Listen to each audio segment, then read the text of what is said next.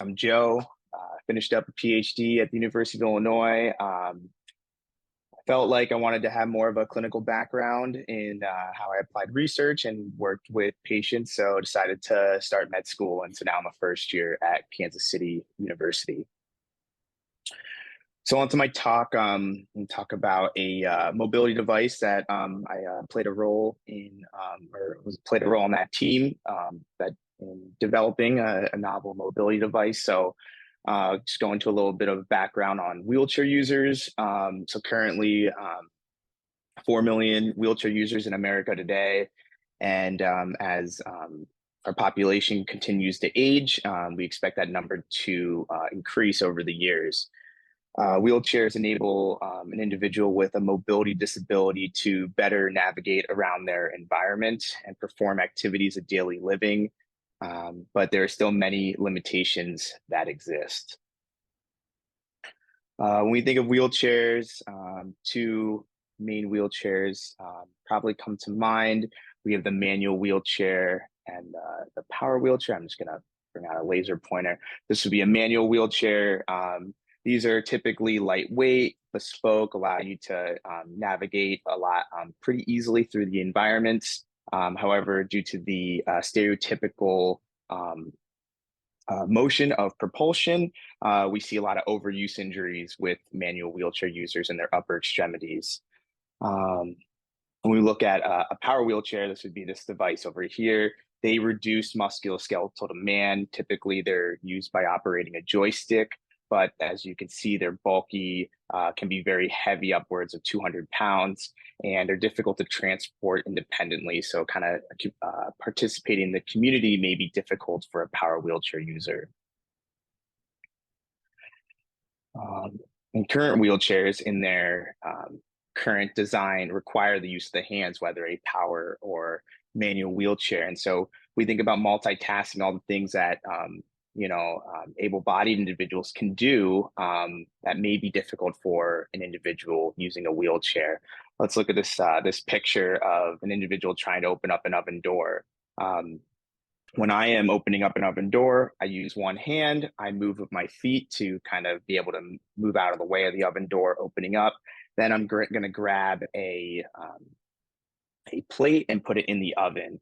Someone with a wheelchair is likely going to have trouble with this, what we kind of view as maybe a simple task, because they have to use their hand to open up the door. They have to have the other hand grabbing a plate to insert into the oven. And so they're unable to move out. This could lead to injuries and make cooking and navigating around the kitchen a lot more dangerous. We also think about holding a child's hand when crossing the road. Someone with a wheelchair, they have to propel their wheelchair in order to cross the road. Because they require the use of hands, it may be difficult for them to hold a loved one's hand when they're doing this activity. So this need to always use your hands likely detracts from quality of life. Research has tried to identify ways to remove the hands, as you can see in this device here, but currently the hands-free mobility devices have not shown to be feasible for this population. We look into the development of assistive technology. What we find is that they're highly abandoned, and they're not developed with the input of the end user. Typically, you'll have an engineer and maybe a clinician working together. They have this great idea, but then they develop it without the insight of the actual end user. And so when it's in the hands of the end user, we're finding that rates of technology abandonment in this population is really high. Some work that I've done in the past has developed novel methodologies to better incorporate end users, specifically wheelchair users, into the development of novel assistive technology. And so we found some really good results and higher usability by incorporating the end user into our device development. So the purpose of this project is to examine the needs and lived experiences of full-time wheelchair users, obtain their perceptions towards a hands-free mobility device, and then ultimately use this insight to guide the development of a novel mobility experience. And so this project was a part of a much larger project, NSF grant. We got support from NSF. And so it was to develop a novel mobility device. And kind of what made us different was we were taking a strategy or the technique of having the device designed by people with disabilities rather than designing the device for people with disabilities. So part of that was we did semi-structured interviews and full-time wheelchair users. We also integrated the aspects of their care providers or loved ones. So this would be any individual that spends or has spent over 320 hours of care with a full-time wheelchair user. And so we use this information to gather insight into their use, perceptions, and kind of the things they want in a novel wheelchair or mobility device. We analyzed the demographic data using statistical software, but for the interview data, we used thematic analysis to analyze the data. And so that involves getting a verbatim transcription. So we're doing an interview. And so we're going to basically record everything word for word.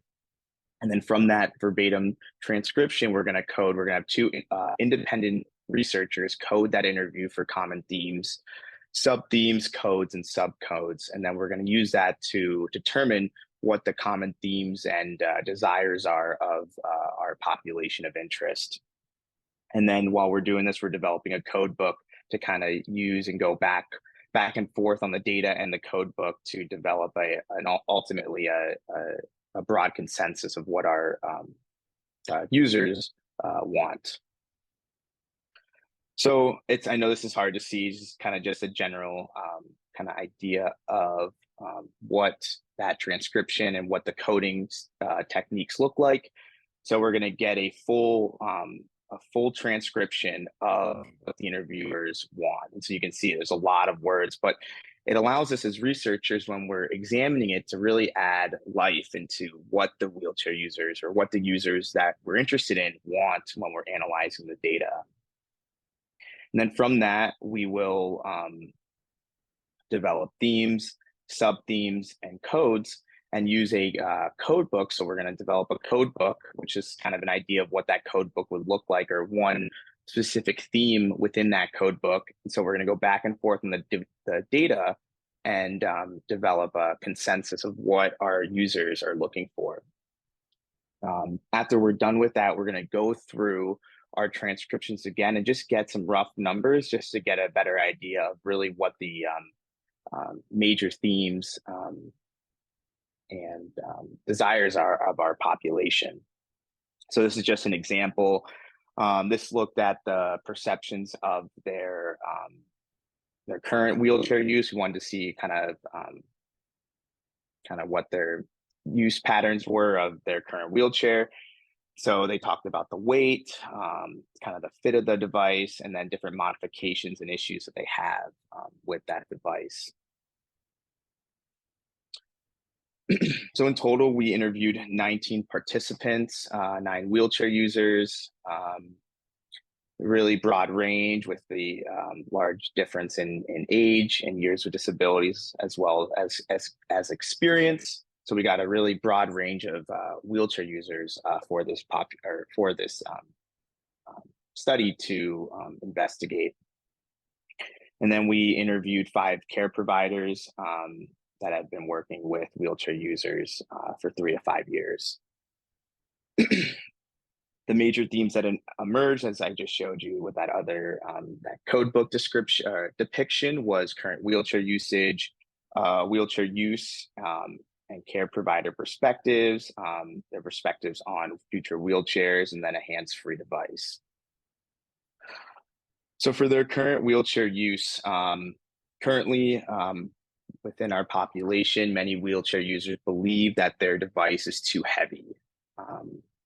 And they have made many modifications to better meet their needs. So this would be after they purchase the device, they're doing modifications on their own to allow their wheelchair to enable them to better access their environments.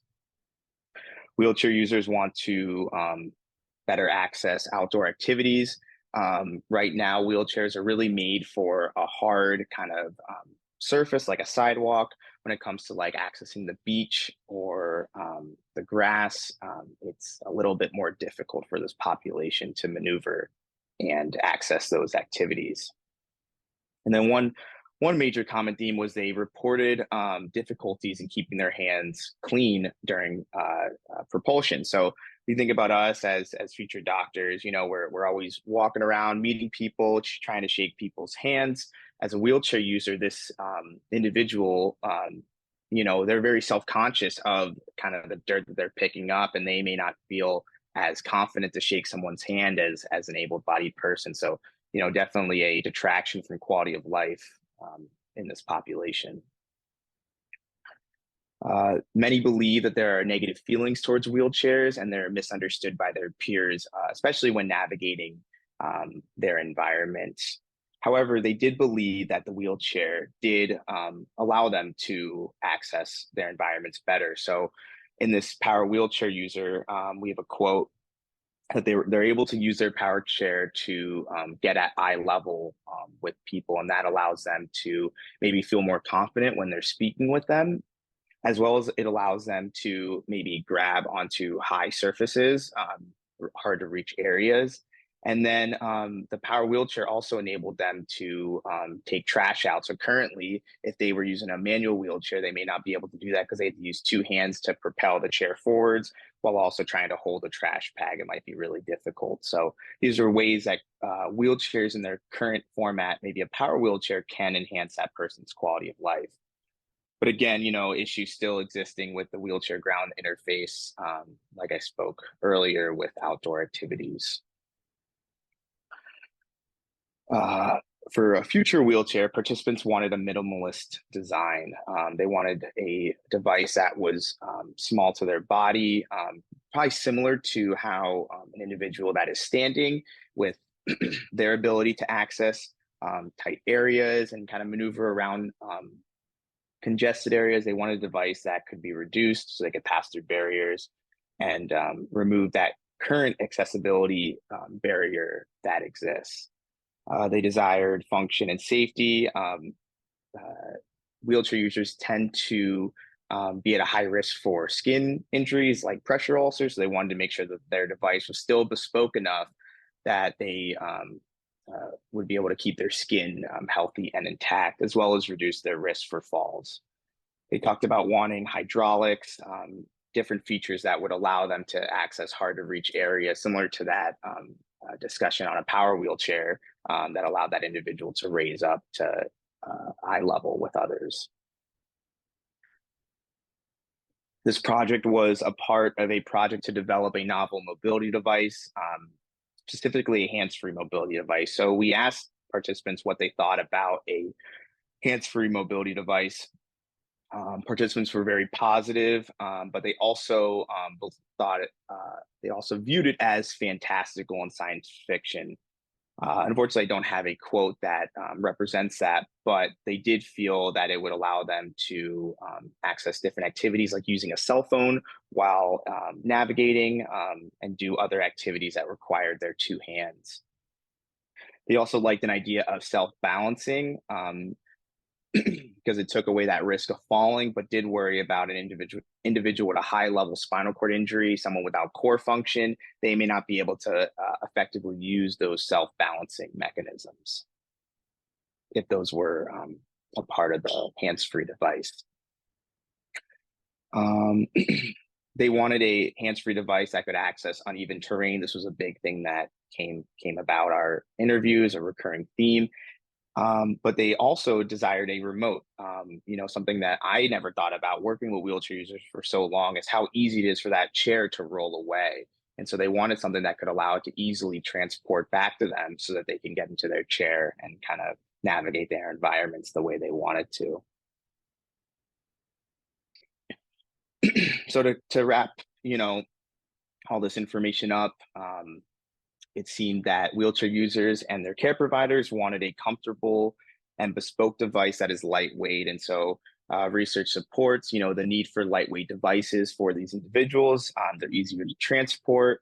they'll enhance community participation, so quality of life, and reduce injury risk. And then whether it was for hygiene or functional purposes, wheelchair users want access to their hands. So this led our team to begin thinking of various solutions to removing the hands and making modifications to the wheelchair to enable better navigation within their environments. And so currently, trying to navigate through tight spaces or uneven terrains pose a challenge. And so some research that I was a part of in 2019, we found that casters, these devices right here that are these small wheels on a manual wheelchair or power wheelchair, play play a major role in the falls that these individuals exist, or play a major role in the type of falls that these individuals experience. So trying to find ways to remove these casters when we're developing a new rolling device might enable better function and safety for this population. So that led to the development of Pure, which is the mobility device I'm going to show you after we talk about some quick limitations.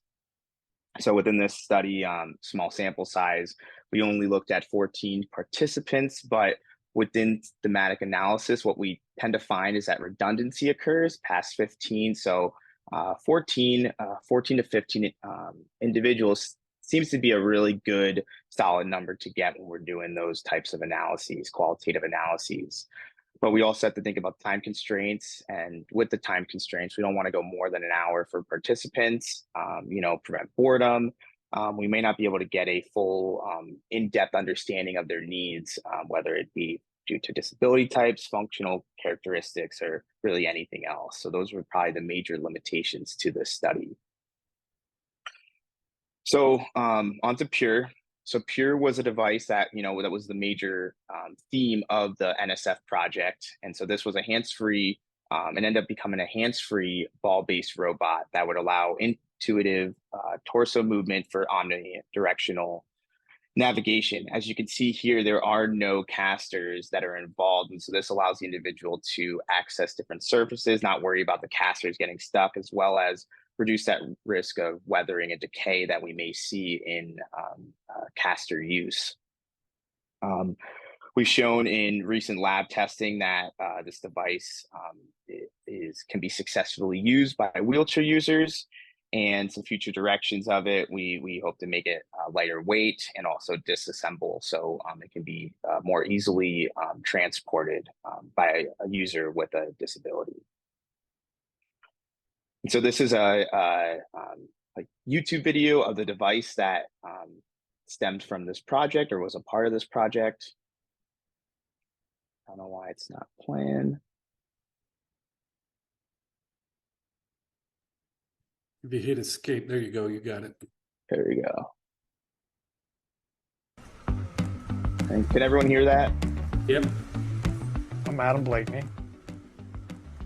A few different projects which I'm involved looking at different mobility devices for individuals that have mobility impairments, primarily wheelchair users. We have a very rich history on campus of wheelchairs. So I'm going to bounce around some more, not keep everyone's time watching this, but kind of the really interesting aspects of the device and getting experience of using a wheelchair, it's forward, it's back. I mean, there's a lot of navigation, and we wanted a chair that was organic, so you can dance, you can move, it moves with your body, and that way the technology takes second place. It's the person first. There are ways that you can move on a ball that you just can't move on wheels. Just a way of moving in a little more elegant, more organic manner. So our prototype, we have the ball as our spherical wheel, and it's driven, in this case, by 3 motors that are then driven by omni wheels. And this allows us to have the omnidirectional motion. So we actually spent quite a long time thinking. So interesting with this device. So Adam, the wheelchair user on this device, he actually has a very high level spinal cord injury. So he has no access to his core when he's maneuvering. So this device really, took in that input from our participants and showed that individuals with high level spinal cord injuries, for example, can use this device to navigate just by using even just minimal function of their torso. Because we don't want it super slippy like a normal bowling ball would be. Really, a great part of it was that I was able to move laterally, right? So I can move lateral left, lateral right. Man, I haven't done that since I had a spinal cord injury because you just can't do that in a four-wheel chair. It's impossible. So then to do that with a ball butt, it was amazing. It was amazing. Every time I had to jump back into my everyday chair, it was it was a sad day. So It really shows what happens when you bring engineering, research, design, and an assistive technology to life. So I'll stop there just for the sake of time. Yeah, we took a lot of these methodologies and these ideas, and we developed a kind of like a protocol of how to do this for the general public. And so this has recently been where it's in press right now. So this will be published, I think, in about a month. But this is kind of if you're more interested in kind of the techniques that we use to develop this device as well as other assistive devices. Feel free to reach out, and this should be available. That article should be available in the next month or so through the Design Journal.